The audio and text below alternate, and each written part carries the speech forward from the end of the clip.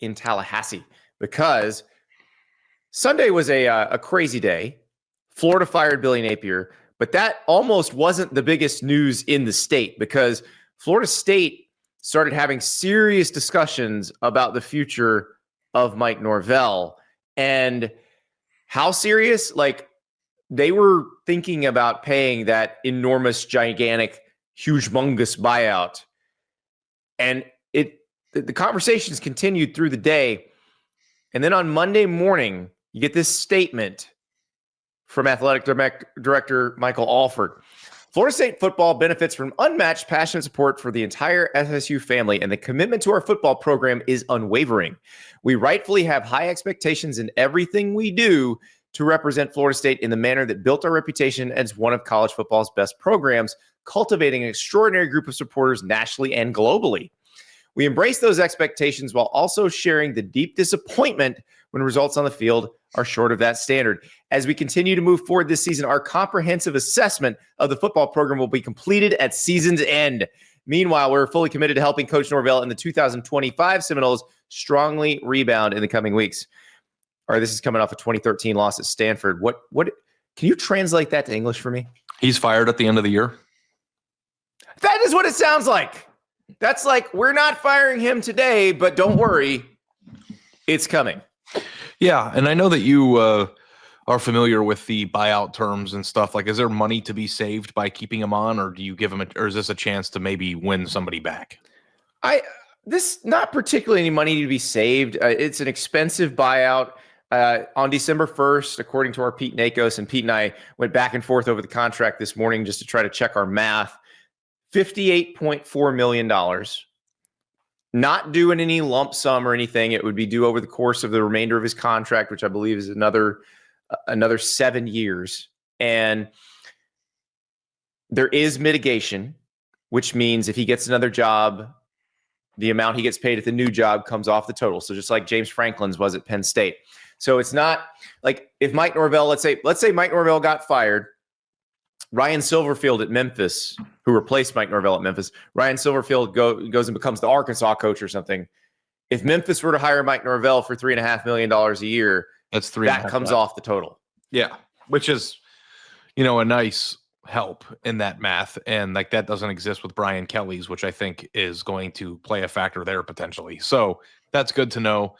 The thing that is interesting to me, Andy, always about Florida State is the one conversation that I always want to drag you into, which is it a sustainable model for Florida State's coach to be as reliant on the portal as Florida State has traditionally been under Mike Norvell, or is a program that isn't recruiting as high as it traditionally has in the state of Florida cooked from the get-go? And they had one really good year. But the thing about that is that that's not even the conversation right now. The conversation isn't, can you sustain a national championship contender year over year? The conversation is, how do you get to a point where you go 2-10 and then your response the following year is to lose to Stanford? Like the lows are the thing here. It's not reaching right. This team beat Alabama this year, which feels like a million years ago, by the way. James Franklin had lows this year, obviously. But James Franklin's, or the impatience with James Franklin, was always predicated on not being able to get over the hump. This was new for Franklin this year. But Florida State says, how could we be this bad in so many bad spots? And that's a completely different thing. And I wonder if those go hand in hand. If you're reliant on the portal, you might, strike it big and go undefeated to win the ACC one year. And then the following year, when you lose all the players that helped you get there and you don't replace them properly, that you could be terrible. I get that. But I just feel like, as we watched the Stanford game while we were doing the show on Saturday night, and then after the show was completed, it feels like there's something rotten. It's not just players. They clearly have good enough. They beat the crap out of Alabama. There's something underneath the surface that's rotten, and you're trying to figure out what it's just not working. And I don't know that there's anything that this group can do to make it work. What's complicated is they spent a bunch of money to buy out the coordinators last year, and then they hire new coordinators, and they're going to have to spend a bunch of money to buy them out too. You look at the rest of the schedule: Wake Forest, at Clemson, Virginia Tech, NC State, at Florida. Ari, Florida State should be able to win all of these games.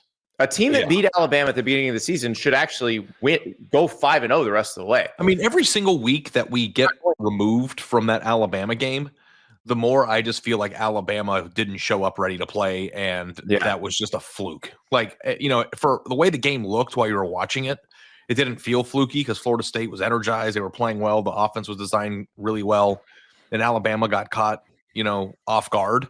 But like maybe that was just Alabama laying a complete egg right out of the gate, and that's it. Also may have been no tape on this offense, no idea what it was going to look like with Tommy Castellanos running Gus Malzahn's offense, and then by the time they started playing real games again, because remember they played East Texas A&M and Kent State after that, so at Virginia was their next real game. Well, guess what? You had tape on that offense. You could study it. You could figure out what its tendencies were, and nobody's fooled now. And that's how you put up 13 points against Stanford. And I realized, he was probably in on that last drive. That probably was a touchdown. It doesn't matter. You shouldn't be in a tight game with this Stanford team at this point in the season. It's just the inverse of Billy Napier. It shouldn't even be possible. Beating Mississippi State. Billy Napier beat Mississippi State. That didn't really matter. The outcome of the game didn't matter. The game mattered. Right. The game told you, right. The Florida Mississippi State game told you all you needed to know about Billy Napier, and whether that play was called a touchdown or not, and if it had been, maybe Florida State wins in overtime, it still would have told you what you need to know about Florida State at this point in Mike Norvell's tenure. Right. So, I think that it's going to be interesting to track which teams are more likely to part with coaches who are owed north of $50 million. I think that Florida State's situation and LSU's situation are vastly different based on what you just said about the mitigating, the clause about Brian Kelly. If he gets fired at Florida State, it doesn't matter if he gets another job. You still have to pay him all that money. He gets fired at LSU, you mean? But yes, at LSU. Excuse me. Yes.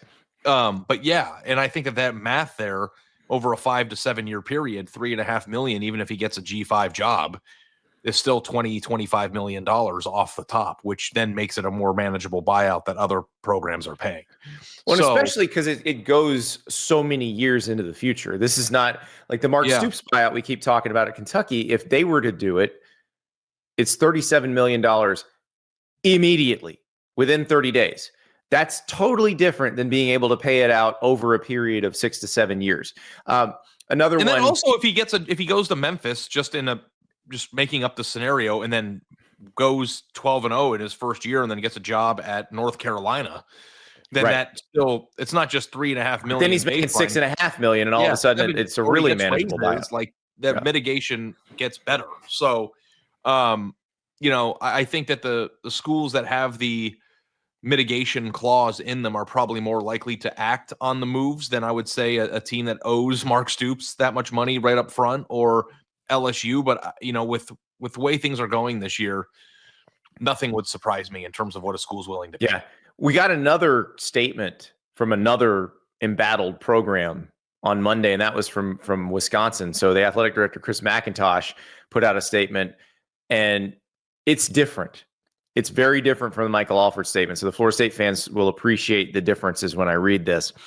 The gist of this one, I'll read the part that matters here, is while our coaches, staff, and student athletes continue to demonstrate the work ethic and values that represent UW football, the results simply are not what any of us want them to be. Coach Fickle sees the potential in what this team can be, as do I, and he shares the same disappointment and frustration. Our student athletes continue to stand and fight with character and pride as they battle through this moment of adversity, and they deserve our support. While we still have a lot of football to play this season, with the support and significant involvement of Chancellor Mnuchin, athletics is committed to elevating the investment in our football program to position us to compete at the highest level. As a department, we must provide our coaches the tools necessary to succeed. That means more athletics-funded investments into infrastructure, staffing, and most importantly, student-athlete recruiting and retention. In this new era of collegiate athletics, the clear reality is that high expectations must be matched with an equal level of support. The results of this elevated support may not be immediate, but we are confident that the impact will be positive and long-term. That is a very different statement than the one Michael Alford put out.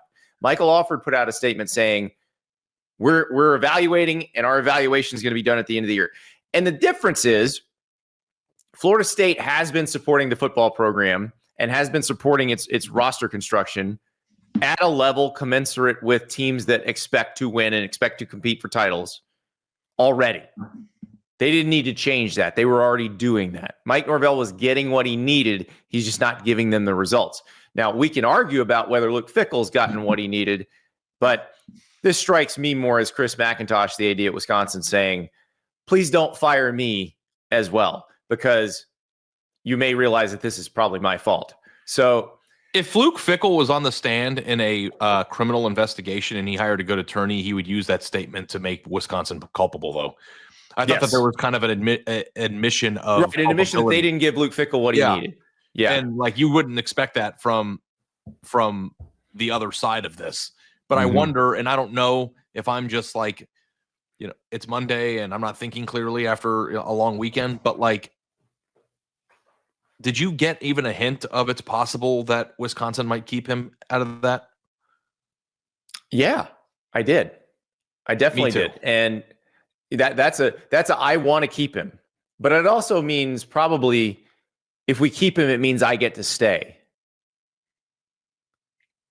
Like, I'm going to keep him, or they can fire me and the next person can fire Fickell.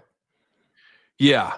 I mean, because of the question too, and you know, I know that finances are a little bit more complicated, and I don't work at Deloitte, but what's a better use of funds if you're Wisconsin, to pay an enormous buyout to Luke Fickell, or to try to use some of the money that you would have otherwise spent on that buyout to allocate towards retention, NIL, and all those different things?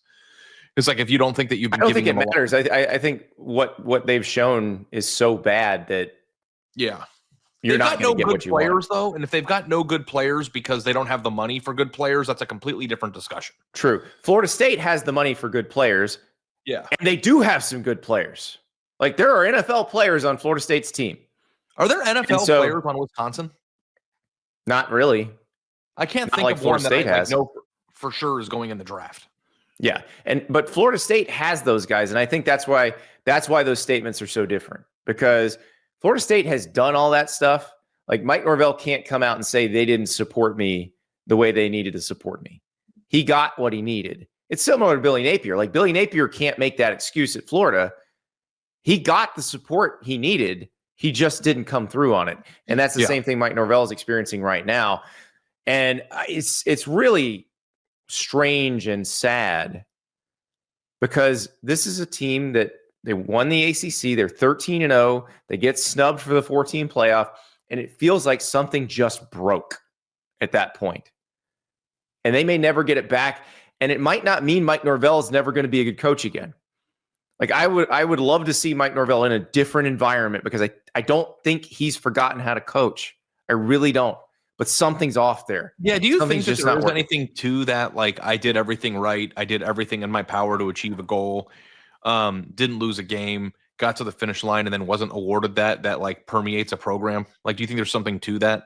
Maybe, but it's so weird because, again, what's one of our main criticisms of Mike Norvell's program? It's too transient, that he doesn't recruit well enough out of high school. Which means that wouldn't stick around. Yeah, that shouldn't be bothering anybody now. It just kind of reminds, it's like, you know, Andy, you're 6'3", right?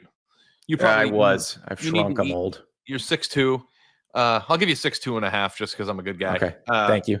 You probably need 2,500 calories a day to maintain your weight, if I had to guess. I'm not looking at the BMI calculator, but let's just say you worked out 6 days a week and you ate 1,900 calories.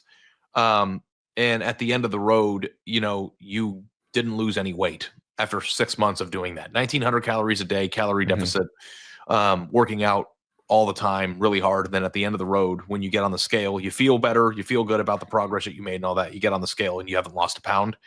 You might go to McDonald's after that. Like, I can understand. Like, I can understand. Like, that is kind of what happened to Florida State. But I don't think Mike Norvell quit. I really don't. I don't know what it is. It's sad that it's come to this, but it has come to this. And there's nothing I take away from that statement that it would make me feel any better if I was Mike Norvell. We'll see what happens the rest of the way. I mean, maybe they do win the rest of their games and the tone changes, but I don't like the way things are going. Yeah, I mean, I guess good. The thing that you can say, though, is that there was a chance, or it felt like there was a chance, that Mike Norvell would be fired on Sunday. That didn't happen. It seems like he's not dead man walking yet. Like if they can turn it around and win 5 of their last 6 games or whatever, and show some life and finish 8, because like going into the year, that's the thing that's so funny to me about off-season discussion and then in-season discussion. At the beginning of the year, if you would have said they were going to go 8-4 or 7-5, you probably been like, yeah, he can survive that. That's improvement. You feel pretty good about that, yeah. But now 7-5 does not feel like improvement. No, and because 7-5 is going to mean you're going to lose one more game to a team that you probably shouldn't lose to. Because Clemson stinks this year too, so it's not like winning at Clemson would mean anything in this scenario. So, but if Jake Dickert brings Stanford, you can lose any of those games that are. If Jake Dickert brings Wake Forest down to Tallahassee and beats them on November 1st, I mean, we're probably having this discussion all over again. Maybe the evaluation doesn't go to the end of the year. Just saying. Yeah. We'll find out, but it is a tough situation in Tallahassee.